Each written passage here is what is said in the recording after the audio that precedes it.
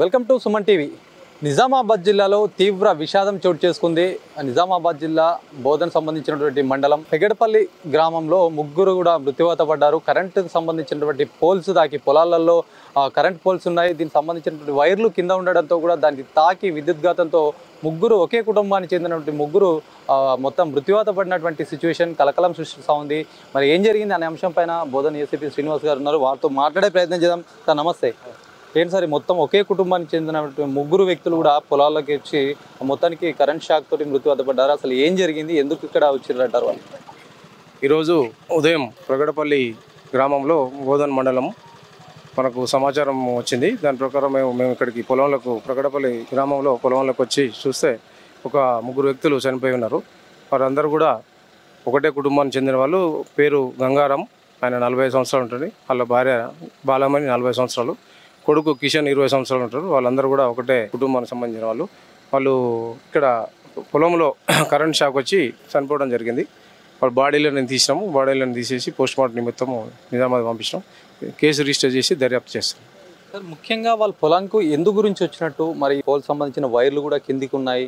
మరి అది ఏ కారణం, ఏ చేత వచ్చారు? వాళ్ళు వేరే గ్రామానికి ఏదైతే అక్కడ సాటాపూర్ సంబంధించినటువంటి వాళ్ళు ఇక్కడికి దేని గురించి వచ్చినట్టు? ప్రైమరీగా అయితే ఇప్పుడు అది తర్వాత దర్యాప్తులో తీసుకొస్తాము. ప్రజెంట్ అయితే మనకు ఇప్పుడున్న ఇన్ఫర్మేషన్ ప్రకారం ఇంతే ఉంది. తర్వాత దర్యాప్తులో తెలుసు అసలు ఎందుకు వచ్చారు ఏందనే విషయాలన్నీ కూడా కొద్దిగా డీటెయిల్గా మన ఇన్వెస్టిగేషన్లో తీసుకొస్తాం. ఏ సమయంలో వచ్చారు సార్ వాళ్ళు అసలు అక్కడ నుంచి ఇక్కడికి? అది ఎర్లీ మార్నింగ్ వచ్చి ఉండని అనుకుంటున్నాం. ఎర్లీ మార్నింగ్ వచ్చి ఉంటారు. వాళ్ళ వృత్తి ఏంటి సార్ అసలు? వాళ్ళు లేబర్ పని చేస్తారు. లేబర్ పని చేస్తారు. ఇంత దూరం రావడానికి కారణాలు కొన్ని రకాల భిన్న అభిప్రాయాలు వినిపిస్తున్నాయి. కొంతమంది పందులకు పట్టుకోవడానికి వచ్చారంటారు, మరి కొంతమంది కేబుల్ సంబంధించినటువంటి అంటున్నారు. మరి ఆ విషయాన్ని డీటెయిల్ ఎంక్వైరీ చేసి మీకు చెప్తాం. తర్వాత ప్రెస్ మీట్ కూడా చెప్తాం. ఓకేనా? మొత్తం పోస్ట్ మార్టం చేస్తున్నారు సార్. పోస్ట్ మార్టం కోసం నిజామాబాద్ పంపించాం.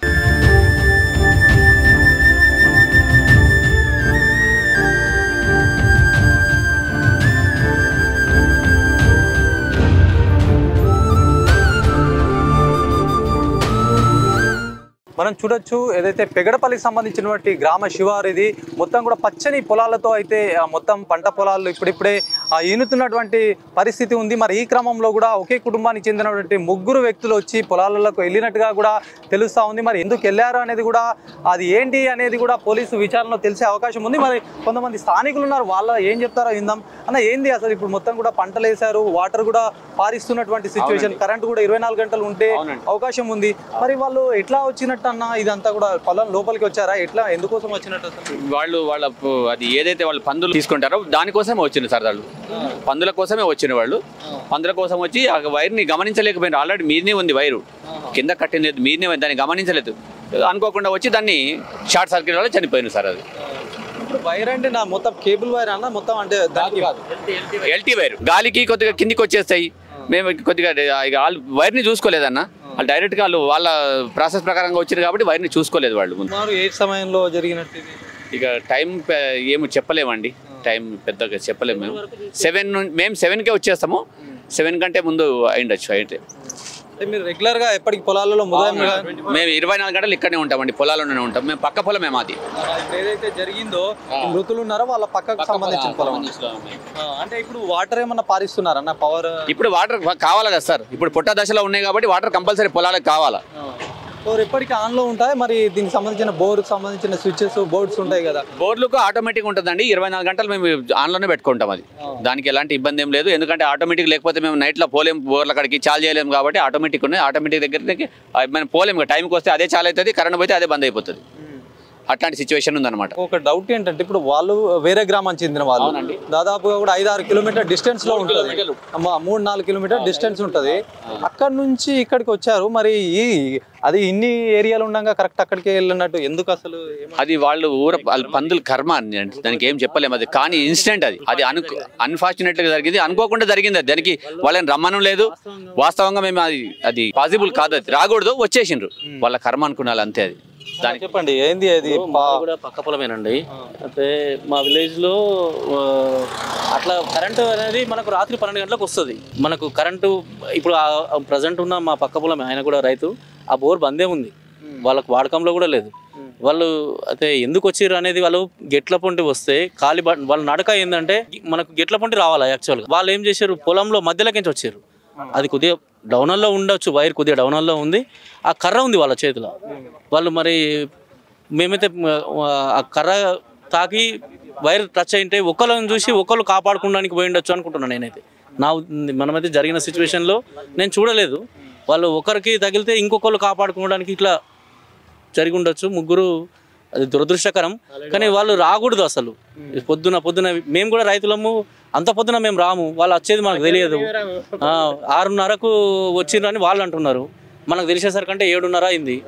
పక్క పొలంలో స్ప్రే చేసుకుంటూ ఉన్నారు. నిన్న మొన్న వాళ్ళు కూడా చేసుకున్నారు, ఏం లేదు. కానీ వాళ్ళు సడన్గా పొలమాతన యజమాని వచ్చి చూసేసరికంటే పడిపోయి ఉన్నారు. ఆయన హఠాత్తుగా భయపడిపోయిండు. ఆయన వచ్చిండు, ఈయనకు పక్కన ఆయనకు ఫోన్ చేయగానే అతను వాళ్ళ అబ్బాయి వచ్చిండు, మళ్ళీ మాకు ఫోన్ చేసిండు. చూసి మేము టౌన్ రూరల్ సిఐ గారికి ఫోన్ చేసిన, నేను ఫోన్ చేస్తే ఆయన వెంటనే ఆయన వచ్చి చూసిండు. సమయం కూడా లేదు వాళ్ళని బ్రతికించే. ఆ సమయంలో, ఉదయం సమయంలో ఇక్కడ కొంతమంది పొలాలకు చూడడానికి కూడా వస్తారు, కానీ ఎవరు లేకుండా. అదే 7 o'clock వచ్చేసరికంటే, ఇప్పుడు ఆయన పొద్దున్నే ఆయన వస్తారు, ఆయన కొద్దిగా పెద్ద ఆయన, ఇక్కడ అందరికంటే ముందు ఆయనే వస్తాడు వ్యవసాయం పొలం చూడడానికి. ఆయన వచ్చే చూసేసరికంటే ఆయన భయపడిపోయిండు అసలు వాళ్ళని చూసి. వాళ్ళ ఇంటి వాళ్ళు అయితే 6:30కు వచ్చిర్రు అని అంటున్నారు. మేము అంత పొద్దున కూడా మంచు పడుతుంది, ఆ టైంలో ఏం అవసరం ఉంది మాకు? 7 గంటల వరకు పొలంలో ఎవరం లేము వాళ్ళు వచ్చినప్పుడు. అక్కడైతే వాళ్ళు వచ్చిన సమయంలో ఎవరం లేము, ఎవ్వరు లేరు, పక్కన రైతులు లేరు, వీళ్ళు లేరు, ఎవరు లేరు. అయితే ఆయన వచ్చి చూసేసరికంటే ఈయన ఇక్కడ ఆ లోపల ఈయన వచ్చిండు, అక్కడ నుంచి ఆయన వచ్చిండు, ఆయన చూసి ఈయనకు ఫోన్ చేసిండు. ఇప్పుడు దాదాపు కూడా 6-6:30 అయినా కూడా మొత్తం చీకటి లాగానే ఉంటుంది. 6:30 తర్వాతనే మనకి వెలుగు వస్తుంది. వీళ్ళు వచ్చేసరికంటే 7-7:30 తర్వాతనే వచ్చారు వీళ్ళు. ఇప్పుడు రైతు గానీ, ఆ పొలం రైతు గానీ, ఇతను ఈ పక్క చైనా అయినా గానీ 7:30కే వచ్చారు. లేట్ వచ్చారు, కానీ వీళ్ళు మాత్రం తొందరనే తెల్లవారకంటే ముందే దాదాపు 6-7:30కు వచ్చినాం మేము. వాళ్ళు చీకటితో వచ్చారు. 6 గంటలకు వచ్చిండొచ్చు, వాళ్ళు 6:30కు రావచ్చు. ఇప్పుడు ఎవరైనా రైతులు ఉంటే చూస్తే అయినా కానీ మనం లైన్మెన్కి కానీ సబ్ స్టేషన్ కన్నా ఫోన్ చేసి వాళ్ళని కాపాడేవాళ్ళు. ఎవరు చూడలేరు, వాళ్ళే ఒకరికొకరు కాపాడుకున్నారేమో. అది కింద మళ్ళీ బురద ఉంది, వాటర్ ఉన్నాయి, పొలంలో నీళ్లు ఉన్నాయి. వాళ్ళకి ఎట్లా తగిలింది? వాళ్ళు అసలు పొలంలోకి నుంచి వచ్చారు నడుచుకుంటా. అది వాళ్ళు చేసిన తప్పు కాదు సార్, అది వాళ్ళ తప్పు. అది వాళ్ళు నడవడము గెట్ల పంటి నడవాలి, అంటే గట్టు పంటి నడిస్తే ఆ వైర్ తగలదు. పొలాలకి నార్మల్ గా ఏంటంటే ముందు ఎవరైనా ఇప్పుడు వాళ్ళు అయినా వచ్చారు అనుకోకుండా, ఇప్పుడు మీ పొలానికి సంబంధించిన మీరైనా కానీ చుట్టుపక్కల వాళ్ళు వస్తూ పోతా ఉంటారు. మరి ఈ వైర్ ఎందుకు అంత కిందికి వేసారు? వైర్ అది కిందికి లేదండి, అదే సమస్య. ఇప్పుడు వాళ్ళు కర్రతో ఎందుకు ఆడినారా, ఏం జరిగిందా? పైకి ఉండొచ్చు, అది ఇప్పుడు బాగానే ఉంటది. అంటే మనిషికి తగలదు, ట్రాక్టర్లు దమ్ము చేసినాము, నాటినాము, అన్ని జరిగింది. మరి అంత కిందికి ఉంటే వాళ్ళు కూడా స్ప్రే చేసారు కదా, ఒకరోజు ముందు కూడా స్ప్రే చేసుకున్నారు. అది వీళ్ళు ఏం చేసిండ్రు అనేది మనకు తెలియదు. ఆ వైర్ని లాగుదాం అనుకున్నారా, లేకపోతే వైరు కట్టెతో మన అంటే తగిలిందా? ఆల్రెడీ వాళ్ళ చేతిలో కర్రలు ఉన్నది, చేతిలో కర్ర ఉంది. వాళ్ళు ఏం చేసిండ్రు అనేది మనకు అర్థం కావట్లేదు. అసలు పందులు అనేటివి మాకు రావు. ఇప్పుడు అది మాది మొక్కజొన్న కాదు, వరి పొలం. వాళ్ళు పందుల కోసం వచ్చినామని వాళ్ళు ఇంటోళ్ళు చెప్తున్నారు, వాళ్ళు పందుల కోసం వచ్చిర్రు అని చెప్తున్నారు. ఆ పందులు అనేటివి మనకు, అది కూడా మధ్యలో ఉంది, ఎటు కూడా దాదాపులో 600 meters డిస్టెన్స్లో ఉన్నది. సెంటర్లో ఈ రోడ్ నుంచి 600, ఆ రోడ్ నుంచి 600, ఈ రోడ్ నుంచి 600 meters ఎబో ఉంది. అది సెంటర్లో ఉంది వరి పొలం కూడా. మాకు ఫెన్సింగ్ లేదు, ఏమీ లేదు, మాకు అవసరమే లేదు అక్కడ కరెంటు. వాళ్ళ దురదృష్టమా, వాళ్ళు ఏం చేసిండ్రు అనేది మాకు తెలియట్లేదు. మరి వాళ్ళు హడావిడిగా వచ్చి ఏం చేసారో తెలియదు. రైతుల వర్షన్ అయితే వాళ్ళు ఏదైతే ఉదయం తెల్లవారుజామున అప్పుడే చీకటి నుంచి కూడా వెలుగు వచ్చే క్రమంలో కూడా వాళ్ళు వచ్చినట్టుగా కూడా చెప్తున్నారు. మళ్ళీ వాళ్ళు వచ్చి ఎందుకు వచ్చారు, మరి వాళ్ళకు హైట్గానే ఉంటుంది కేబుల్ సంబంధించింది, మరి ఆ కేబుల్ని ఎలా టచ్ చేశారు, మరి కర్ర కూడా చేతిలో ఉందని వాళ్ళు అనుమానాలు వ్యక్తం చేస్తున్నారు. వాళ్ళు ఎందుకు వచ్చారని కూడా నిజాలు తెలియాలంటే పోలీసు విచారణలో తెలిసే అవకాశం ఉంది. మరి చూద్దాము, మరి పొలానికి సంబంధించినటువంటి ఆ ప్లేస్లో కూడా ఎలాంటి సంఘటన స్థలంలో ఎలాంటి సిచ్యువేషన్ ఉందో చూసే ప్రయత్నం చేద్దాం.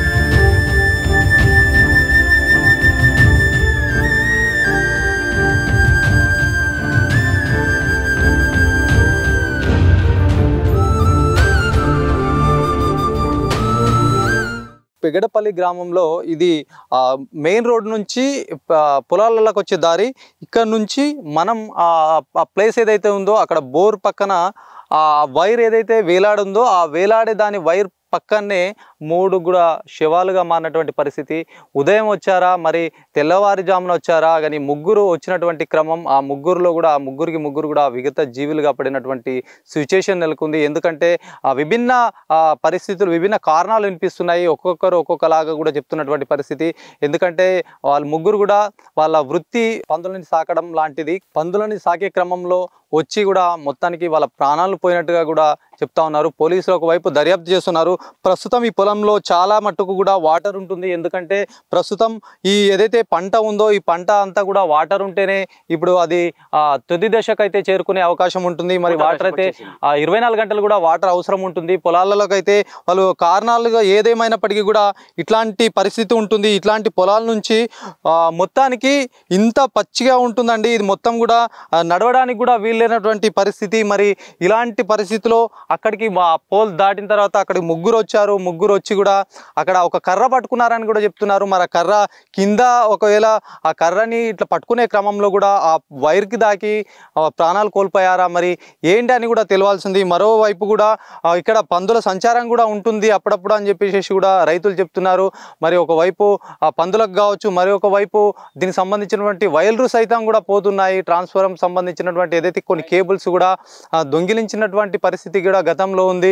మరి ఇట్లాంటి పరిస్థితిలో మళ్ళీ వాళ్ళు ముగ్గురు వచ్చారు. ముగ్గురు వచ్చి ఏం చేశారు, ఎందుకు ఇట్లా జరిగిందని కూడా వాళ్ళ కుటుంబం మొత్తం కూడా ఆవేదన వ్యక్తం చేస్తున్నటువంటి పరిస్థితి. ముగ్గురు కూడా ఒకే కుటుంబానికి చెందినటువంటి ముగ్గురు ఒకేసారి కూడా కుప్పకూలిపోవడం కూడా తీవ్ర దిగ్భ్రాంతిని కూడా వాళ్ళ కుటుంబం అంతా కూడా ఏం చేయాలో అసలు ఏడుస్తూ కూడా వాళ్ళ అరణ రోదనగా అయిపోయింది. వాళ్ళు చాలా కూడా కుమిలి పడుతున్నటువంటి సిచ్యువేషన్ ఉంది. ఇక్కడ పోలీసులు వచ్చి సంఘటన స్థలం చేరుకొని కూడా వాళ్ళని బోధన్ ప్రభుత్వ ఆసుపత్రికి తీసుకెళ్లారు.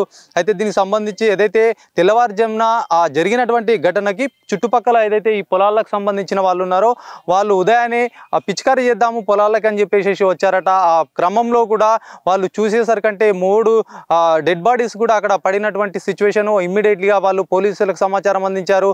అనంతరం కూడా ట్రాన్స్పోర్ట్ డిపార్ట్మెంట్ ఉందో వాళ్ళకు కూడా సమాచారం అందించి ఆ పోల్కి సంబంధించినటువంటి కరెంట్ ఉంటుందో దాన్ని ఇమ్మీడియట్లీగా కట్ చేయించారు. ఇదంతా కూడా జరిగి మొత్తం కూడా ఇప్పటి వరకు కూడా దీనికి సంబంధించినటువంటి వాళ్ళ బాధితులు కావచ్చు, దానికి సంబంధించినటువంటి పొలాలకు వచ్చే వాళ్ళు కూడా పెద్ద మొత్తంలో ఇక్కడ పోలీసు బలగాలు ఏర్పాటైనటువంటి సిచ్యువేషన్ మొత్తానికి చూడొచ్చు. అక్కడ జరిగినటువంటి ఈ సంఘటన కూడా మొత్తం బోధన్ మండలం కూడా ఒక తీవ్ర విషాద ఛాయలు అలుముకున్నాయి.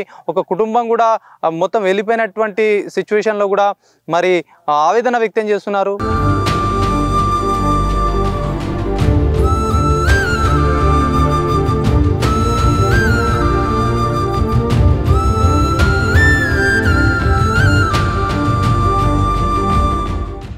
ఇక్కడ ఈ ప్లేస్లో వాళ్ళు ముగ్గురు కూడా మొత్తానికైతే పడిపోయినటువంటి సిచ్యువేషన్, చనిపోయినట్టుగా కూడా గుర్తించారు పోలీసులు.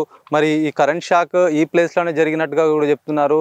ఎందుకంటే వాళ్ళ ముగ్గురు కూడా అక్కడ ఆ ప్లేస్ నుంచి అయితే పొలాల నుంచి వచ్చినట్టుగా కూడా చెప్తా ఉన్నారు. మరి ఇక్కడ జరగడం కూడా తీవ్ర విషాదం చోటు చేసుకుంది. ఇంత లోతైనటువంటి ప్రదేశం ఇది, కాళ్ళు పెడితే కూడా కాళ్ళు మొత్తం దిగిపోతుంది.